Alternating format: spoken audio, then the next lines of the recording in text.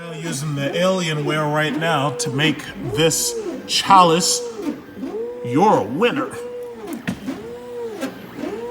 This is going to take a while, as you can see. It's going to take a long while. To keep the Core i9 Extreme processor cool, I'm going with a closed-loop Alienware branded liquid cooling center unit. So you see this? This is an Alienware, obviously, for my Alienware Triad case, and I'm about to plug this in. So ultimately, the one thing, and I kind of agree with people to some extent about the fact that they don't like the Triad cases. One of the reasons why they don't like the Triad case is because you have to use Dell's original equipment.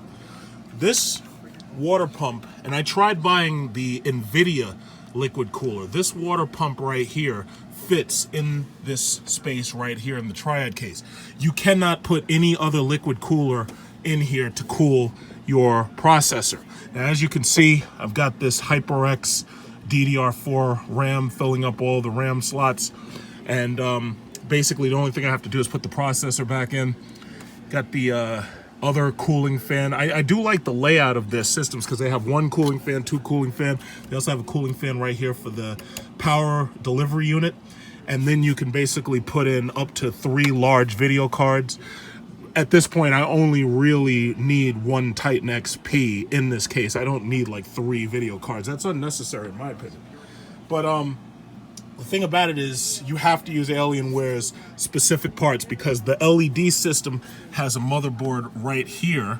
And then on top of that, they also have another small motherboard addition on each side that helps run the LED case display lights.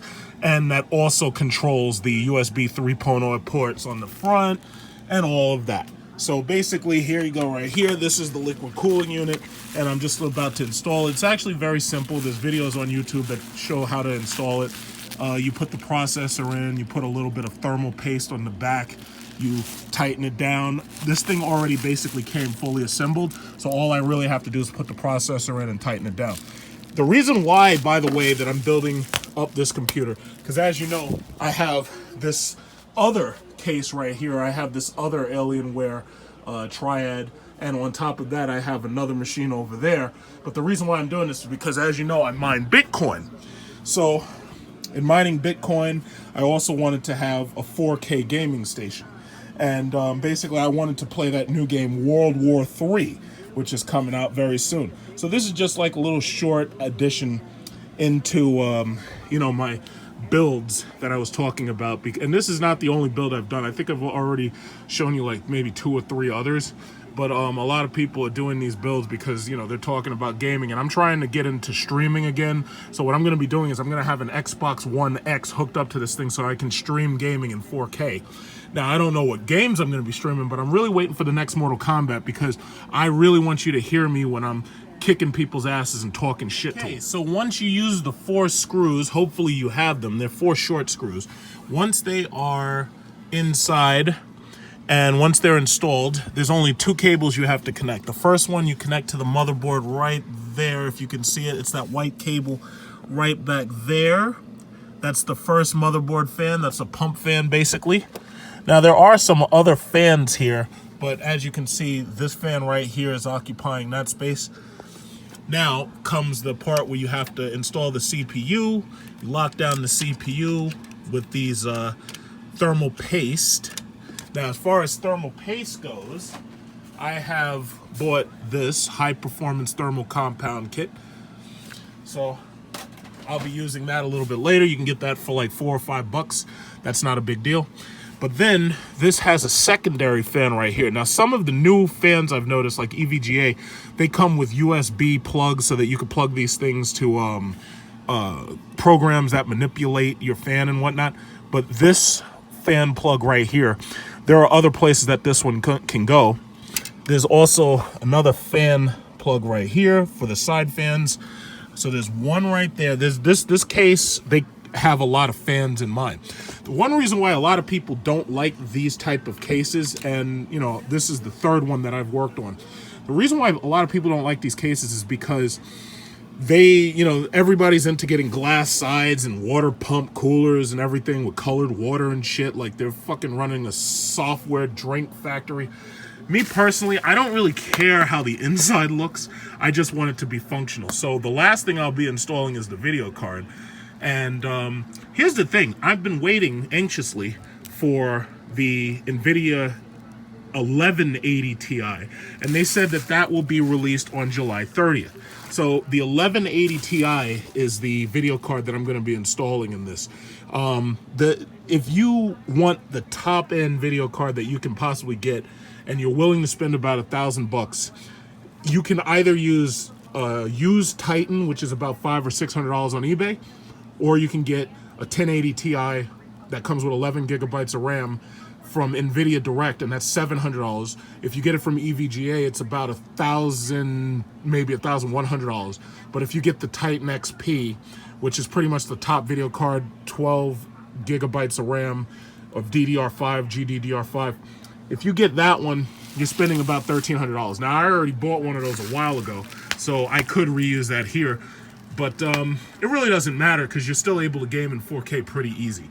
So right now, that's the point of my build. I've already showed you my monitor, keyboard, and mouse and everything. So far, I'm liking all of my equipment. And this HyperX memory, whenever I buy memory, even though memory is really fucking expensive, right now, 32 gigabytes of DDR4 costs more than Core i7-8700, which is about $300. 32 gigabytes can easily run you between $350 and $400. So basically, as you can see, I've already installed that. And the other thing I have to install is SSD drive. Now, if you're looking for a cheap SSD drive, you can get a cheap SSD drive right now from Micro Center. 525 gigabytes is about $110. 500 gigabytes is about $100. Crucial is the people who make it, and I usually like Crucial. I've bought a couple of their SSDs. I bought one for my laptop. I bought one for my desktop. I bought a 750 gigabyte for a friend's laptop. I bought another 750 for my own. Then they stopped making the 750s. So basically, I'm going to keep this video short. And I'll just keep on moving. But I'm going to turn this computer right here into an absolute fucking gaming beast. And the reason why I like water cooling is because it's dead silent. You don't hear this. The fans are quiet. Water pump is even quieter. It's nice and quiet. The closed loop system means you don't have to worry about this shit leaking. If anything goes wrong with it, you can just take this one out and you put another one in. It takes 4 minutes to install this. Some people like doing their own custom water pumps. I don't like doing my own custom water pumps because me personally, I like having a warranty with everything. That's just how I am. So that's the video for right now. The next time I'll probably be doing a CPU, hard drive, SSD drive or whatever install. And then on top of that, I'll be waiting for July 30th to get the NVIDIA EVGA GeForce 1180 Ti.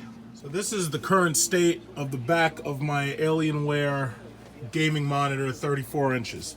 This is the current state of my keyboard, and this is the current state of my mouse. Now, I learned a couple of things by actually reading the manual, which I didn't know before. When you push this button right here, this button allows you to change the dots per inch of the mouse on the fly.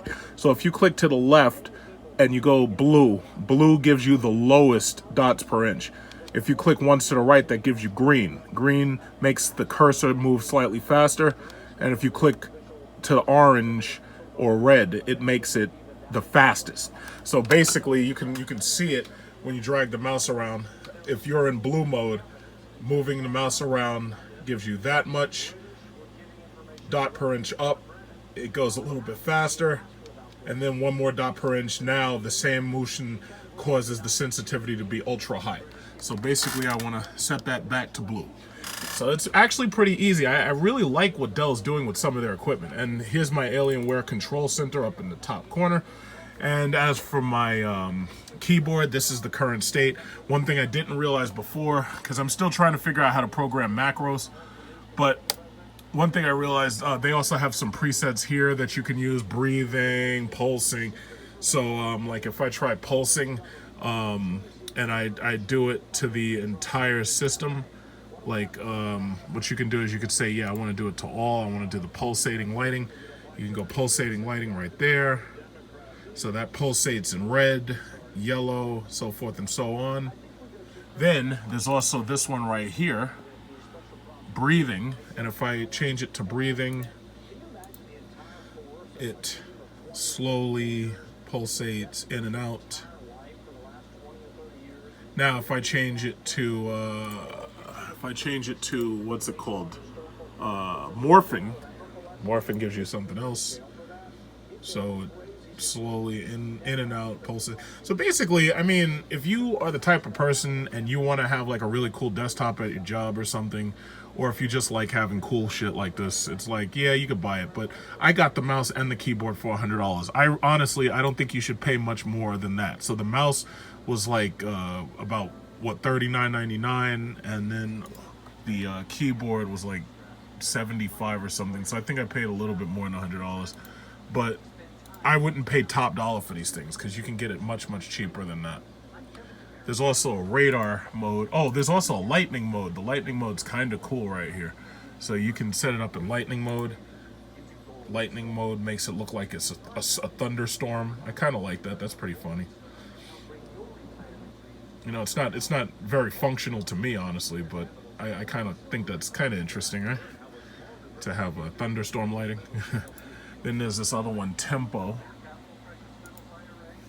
And tempo basically looks like that. The only downside that I've noticed is that if you have the Alienware monitor, it does not show up here. It does not show up in the Alienware Control Center. Now, I don't know if that's something that they're working on, but basically the only things that show up here is the case, the keyboard, and the mouse. Right now, I don't have it. Obviously, the case is still open right now. I didn't plug it back in, so I'm using a different computer for this right now. The Alienware monitor itself, you have to touch down here, and you have to follow the little guides in order to show you what exactly it is you're changing. And changing stuff is actually relatively easy. You go down to Alienware Effects Lighting, and you can go back, you can go right here to all zones, and you can say that I want all of the zones to be a different color. So if you want, you can go to each one of these things and you could change it to another color, and you can change it to whatever color you want right there on the rainbow. Right now I have it set to blue. I might change the color eventually, but it really doesn't matter because nobody's actually looking at the back of the computer. However, if you have this on a desk and you have like an open office seating arrangement like they do on like the show Billions at Axe Capital, yeah, well, if you want to show off what your computer looks like compared to the poor schlub who hasn't closed any deals next to you, yeah, well, you can do that. And having bought one of these monitors on sale for $700, the monitor actually dropped in price again to $600. So if you're interested in one of these monitors, you can actually go right now on eBay and you can get one for $600 with shipping. So this is one of the best gaming monitors you can buy. Samsung still has a 49-inch, but it's more expensive than this. It's about $1,000 down from $1,500.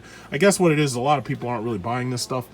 But there's also a 4K monitor if you're interested in a 4K monitor. And I'm probably going to get the 4K monitor for office use. But I'm going to do it in a way where it doesn't really cost me money. I'm going to do like business leasing on it or something. But so far, that's all I wanted to do right now. The last video I make will probably be upgrading the processor under the water cooler and then the SSD installation and everything. I'll be using AOME Backupper Pro in order to move the files over from one computer to the other. And I guess that'll be about it. And then I'll be waiting for World War III, and then I'll be getting into some video game streaming, putting some gaming videos on my channel, have some fun, maybe play some open world games, get some views. We'll see what happens, but it should be fun. I've already got the Elgato, so I can't wait to reuse it because I haven't used it in such a long time. But that's it for now.